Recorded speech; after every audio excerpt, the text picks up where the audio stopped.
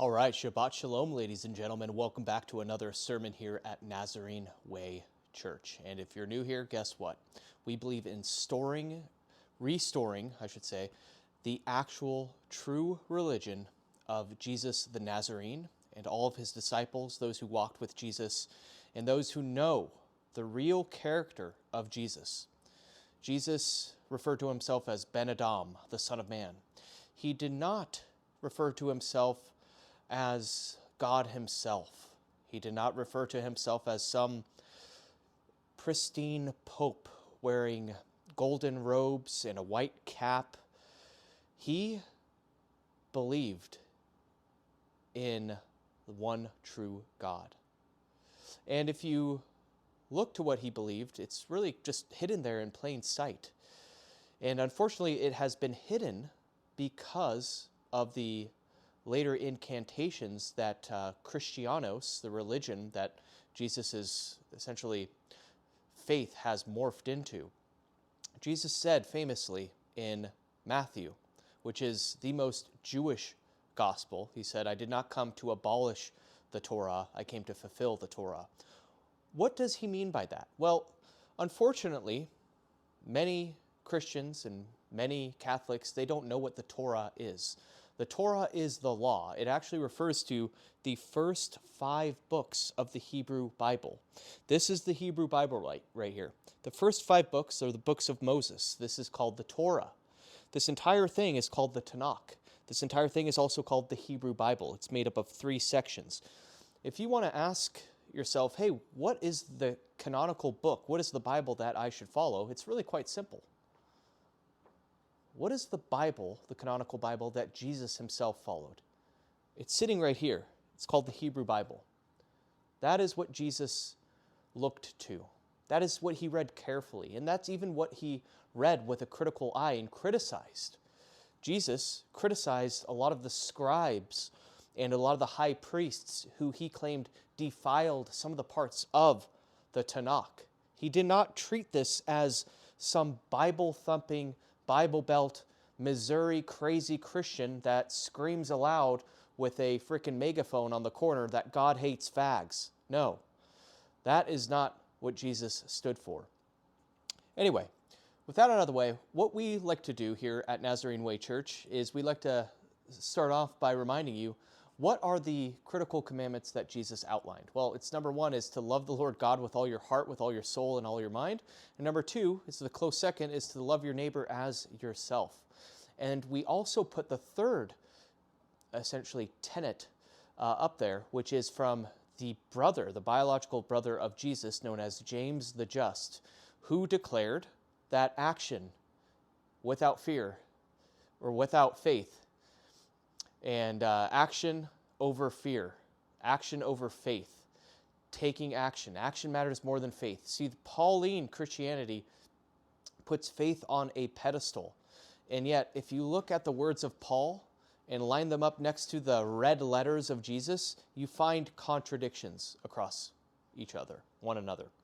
So, with that said, we're going to dive into the sermon today, which is called The Sword of the Way. We're going to turn our attention to the Gospel of Matthew. And what I like to do is there's this Hebrew Gospel of Matthew that has a fascinating history and how they actually found this.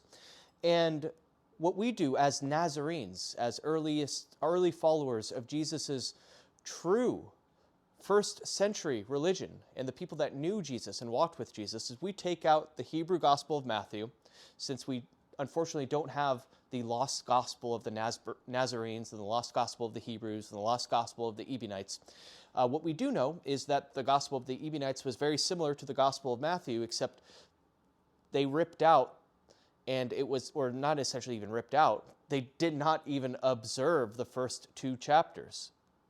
So our essentially version, in one way that you can emulate in light of us not having the texts of the Gospel of the Hebrews and the Gospel of the Nazarenes and the Gospel of the Ebionites, is you can buy this book called The Hebrew Gospel of Matthew by George Howard, and then you can do what I did, like a crazy person, take out a knife and cut out the first two chapters. This Hebrew Gospel of Matthew and the Tanakh is a fantastic starter guide to studying and analyzing and essentially excavating the true character, the true nature of Jesus and his original followers. And guess what? Surprise, surprise. Even the Catholics try to hide it, and the Catholics try to, wash away this fact, but Jesus was a Judean. A Judean is actually the original term which spout out Jew. Jew is short for Judean, and Jew emerged in the Middle Ages. Jesus was a Judean. He was a Nazarene Judean. He was not a Sadducee, who were essentially the Herodians that ran the temples that Jesus overturned the tables at. He was not a Pharisee who were, obsessed with rituals, rules, orthodox, who you can probably think of, modern day Christian sects out there that are also obsessed with rules. Like, that certain sect that, stole the national media and the worldwide media's attention by doing a ceremony of, spouting out white smoke in a walled city with decorated in gold, right? Those, could be the so-called even Pharisees or even maybe even the modern day Sadducees.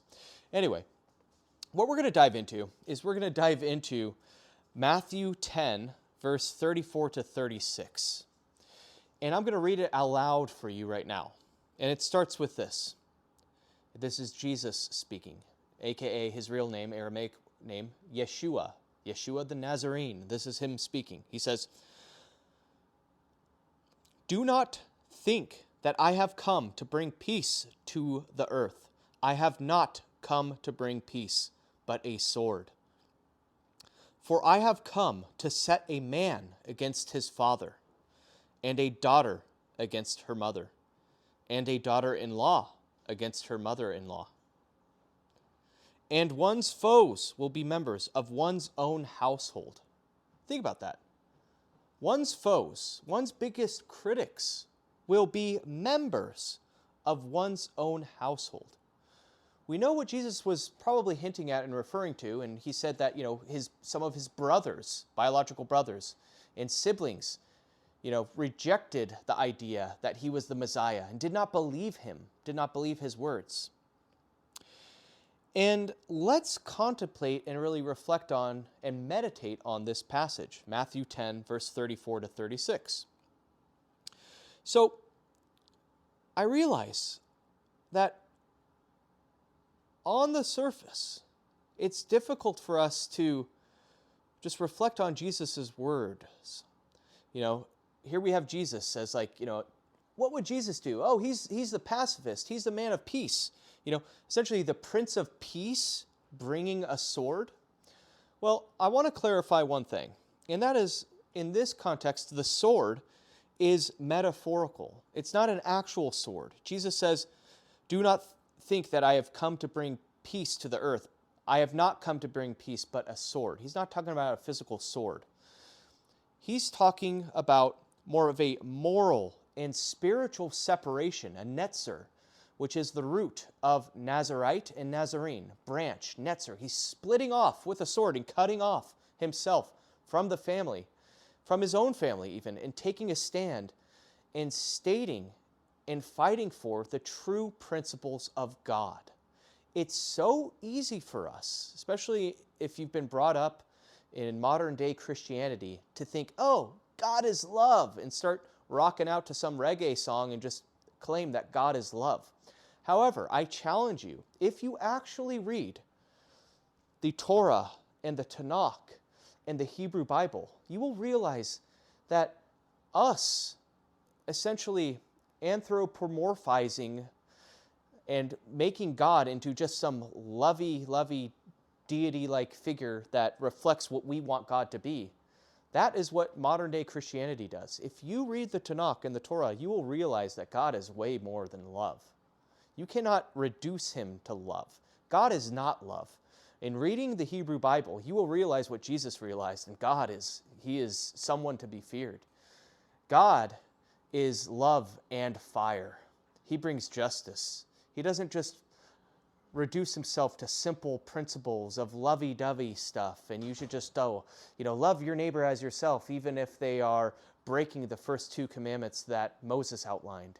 Even if they're breaking the commandments such as creating their own crazy religion with idol worshiping and worshiping popes and worshiping saints and worshiping Mary as God and inventing a trinity, three gods, and some idol-like figures. No, Jesus would stand up to that. He would know and fear God in his heart. And that's what I think is lost in Christianity today. A lot of the real true properties that you discover when you actually read the texts that Jesus read, which was the Hebrew Bible, that is lost. Unlike the other failed messiahs in the first century CE and even 2nd century CE and Bar Kokhba, and even BC, even the hundreds of years before Jesus and even before Jesus' time, Jesus and all of his brothers a lot of them were named after the heroes of the Hebrews at the time, these failed messiahs like Judas the Galilean and Simon. And what you realize is these messiahs, these failed messiahs, actually came and fought with a physical sword. But what made Jesus different is that he did not fight with a physical sword. He fought with how he acted. He fought by healing and touching the people that no one else wanted to touch. None of the Pharisees wanted to touch. None of the, they're like essentially the modern day, the Catholics are the modern day Pharisees, and they don't, they give lip service to the poor. They see a poor person, the homeless person holding up a sign, and they drive by that person. They don't want to touch them. Jesus got down on his knees, touched, washed their feet. That is the sword that Jesus fought with. And if you fight with that radical, crazy sword, guess what's going to happen? It's what Jesus is talking about here. I have come to set a man against his father, and a daughter against her mother, and a daughter-in-law against her mother-in-law, and one's foes will be members of one's own household. When Jesus was preaching the message of the way and the message of the true God, the one God, Yahweh, the one and only God, not three gods meshed into one, not the Trinity, which was actually invented by a guy named Tertullian in the 2nd century. He coined the Latin term Trinitas. And surprise, surprise, after he realized the craziness and Roman pagan cult-like actions of Catholicism, and once he saw what that turned into, the guy who invented the Trinity, Trinitas, guess what he did later in his life? We all talk about Constantine's deathbed conversion, but do we ever talk about the man who invented the Trinity? He had a deathbed conversion too. His deathbed conversion was to absolve himself of Catholicism and reject it and move back towards the truth, the Nazarene Way. Look it up, Tertullian. So, let's back up and let me provide you with some historical context here. Jesus was a Nazarene. He was raised in the prophetic tradition of Elijah and Jeremiah, both of who were radicals. They fought against some of the cultish pagan practices of their times. They fought against, like Jeremiah, for instance, fought against essentially they turned God's law into, of animal sacrifices and making money off of that.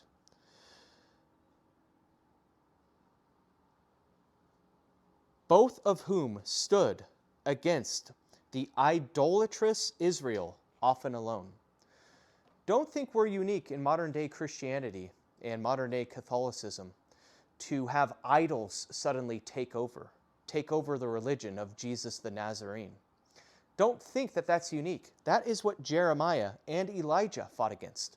That is what they fought against when the high priests of Israel started to create golden calves and their own idols and distract themselves with made-up deities that distracted from the true message that God is one, that there is one true God, right? The number one of the first 10 commandments, the number one commandment is do not put other gods before me. I am the one God, the one true God. The second is do not create and invent idols, right? So in the first century context, following the true way, capitalized way, right, meant rejecting corrupt temple elites, Pharisaic hypocrisy, and Roman compromise. Jesus' message causes division because it demands complete allegiance to God, even over family loyalty.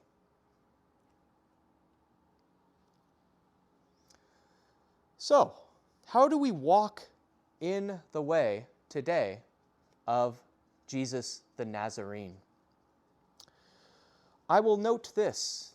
When Jesus saw the leopard, someone with leprosy, right? And the leper, right? And he saw essentially the people that no one else wanted to touch. He saw the homeless man on the corner. He saw the prostitute that no one wanted to touch. Thanks. Frank's really enjoying this. Our dog, Frank, who's one of our best congregation members here. He's just so tuned in right now, Frank. So, what made Jesus different? He got down on his knees and touched them, washed them, cared for them, showed them love. What we do not see Jesus doing is attending Pharisee type of temple rituals, making animal sacrifices. We see him doing the opposite, overturning the tables, yelling and showing and calling attention to what they have turned the house of God into. Following the way means doing exactly what Jesus outlined in Matthew 10:34-36. He said, "For I have come to set a man against his father, and a daughter against her mother, and a daughter-in-law against her mother-in-law, and one's foes will be members of one's own household." He did not come to just sit back and relax at idol-worshiping practices going on around him. He came not to bring peace to the earth, but to bring the sword. The sword meaning carving away back to the truth, back to the true nature of God. So for modern Nazarenes and Ebionites who want to walk in the way today, here is what you should do. And here's what you should keep in mind. The division may come when you reject Sunday traditions for Sabbath truth. It may come when you leave churches that preach Paul over Jesus. It may come when you eat differently, live simply, or speak truth boldly. When you do such things, you know that you are on the path, that you are following the way, the Nazarene way. Shabbat Shalom, peace and love, and I'll see you next week.